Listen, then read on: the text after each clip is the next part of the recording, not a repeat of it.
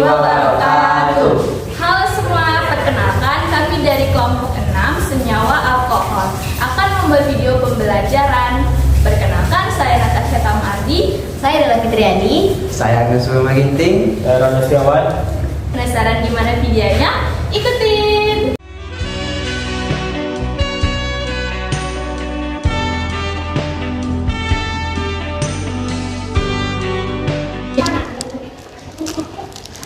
Stop Rano, kamu sudah cuci tangan belum? Belum. Kalau itu pakai hand sanitizer aja. Sini kan. Bang, kenapa harus pakai hand sanitizer, Nes? Karena hand sanitizer mengandung senyawa alkohol yang dapat membunuh kuman dan bakteri. Kalau itu apa sih, Nes? Kamu mau tahu apa itu alkohol? Simak videonya. Nah, kalian pasti bertanya-tanya kan apa itu alkohol? Alkohol merupakan senyawa turunan alkana yang memiliki gugus hidroksi min OH. Gugus hidroksi ini nantinya akan mengandungkan satu atau lebih hidrogen pada senyawa alkana. Baik, saya akan menjelaskan tata nama IUPAC pada senyawa alkohol, yaitu dengan mengganti akhiran A pada alkana dengan akhiran O, alkana menjadi alkanol. Contohnya sebagai berikut.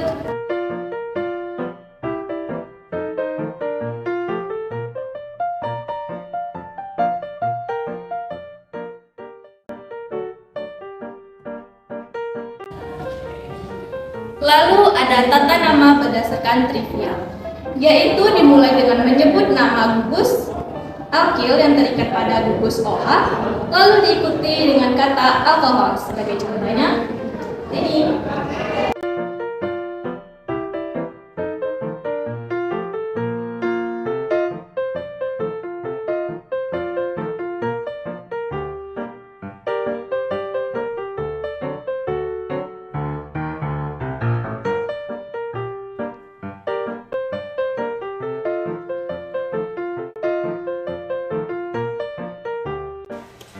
Nah, selanjutnya isomer kerangka.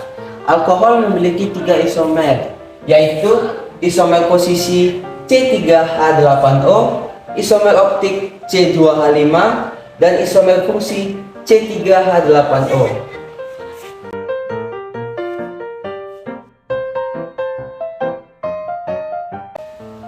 Rumus umum dari senyawa alkohol ya sebagai berikut. Cn H2n ditambah 2O. Adapun sifat fisika dari senyawa alkohol yaitu yang pertama, satu, tidak berwarna dan berbau khas. Yang kedua, mempunyai titik didih tinggi karena tidak membentuk ikatan hidrogen. Yang ketiga, larut dalam air jika bobot molekulnya rendah. Yang keempat, bersifat lebih polar karena ada gugus min OH.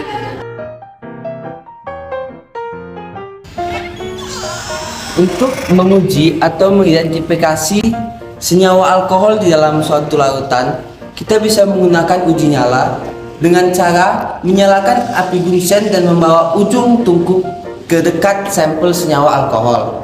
Yang kedua, kita bisa menggunakan uji iodoform dengan cara menambahkan larutan iodin atau basa ke sampel senyawa larutan kemudian dipanaskan. Yang ketiga, kita bisa menggunakan dengan cara uji asam kromat.